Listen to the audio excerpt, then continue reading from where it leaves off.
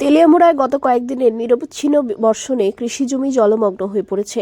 এই পরিস্থিতিতে স্থানীয় কৃষকদের চরম দুর্ভোগ পোহাতে হচ্ছে, কারণ তাদের আবাদ করা ফসল জলের তলায় তলিয়ে যাওয়ার আশঙ্কা করছে কৃষকরা। গ্রীষ্মের মাঝামাঝি সময়ে এমন টানা বৃষ্টি কৃষিকাজে মারাত্মক প্রভাব ফেলেছে। শাকসবজি ও অন্যান্য মৌসুমী ফসল ডুবে যাওয়ায় কৃষকদের মাথায় হাত।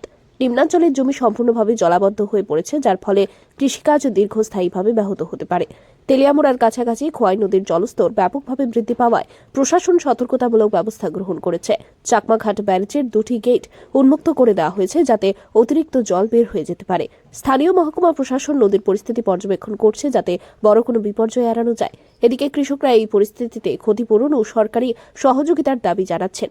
বৃষ্টি যদি এভাবে অব্যাহত থাকে তবে জলাবদ্ধতার সমস্যা আরও তীব্র হতে পারে, তাই কৃষক ও নদীর তীরবর্তী এলাকায় বসবাসকারীদের সচেতন থাকতে বলা হয়েছে।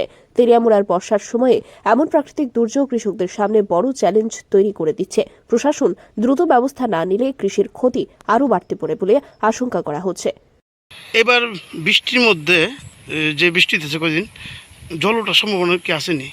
ওই তো জল উঠতে তো এখানে তো উঠতে গেছে গা, ওই তুই গেছে না তো বাড়ি উঠতে তো। এদিকে গেছে বছর কি বর্ষা যে হয়েছিল তখন বন্যা হয়েছিল, জল উঠছিল না? ওই তো এতটুকু সমান সমান জল উঠছে, এটা উপরে গেছে। ক্ষয়ক্ষতি কেমন হয়েছে? হ্যাঁ, ক্ষয়ক্ষতি কিরকম হয়েছে? ক্ষতি হয়েছে নি আমার কবির সারা কারকলকে তেরমা খালি জুয়াইছিল, সব একবারে ব্লাড এসে এবার নতুন করে এনে সব করছি। ক্ষতিপূরণ পাইছিলেন নি?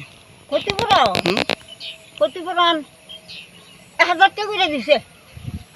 1000 টাকা করে? হ্যাঁ হ্যাঁ। কেমন ক্ষতি হয়েছিল আপনার? ক্ষতি হয়েছে না মানে এই থেকে ও ইয়াবেন তো পুরা প্লাট আমার খেত আছে তো না বাড়ি। মানে কিরকম ক্ষতি হয়েছিল আপনার? ক্ষতি না হলে 50,000 টাকা ফসল বাদে পাইছেন কত? 1000। আচ্ছা, একটা শেড ঘর আছে এখানে, হ্যাঁ এটা কৃষকরা লিগে মনে দিছিল। হ্যাঁ, এটা ভাঙছে কবে? এটা আজকে 3 বছর লাগি ভেঙে রয়েছে, 3 বছর। এলাকার নেতা মন্ত্রীরা কেউ দেখছে? অনেক দেখাইছি বাবা, স্যাংশন হয়েছে আর স্যাংশন হই না।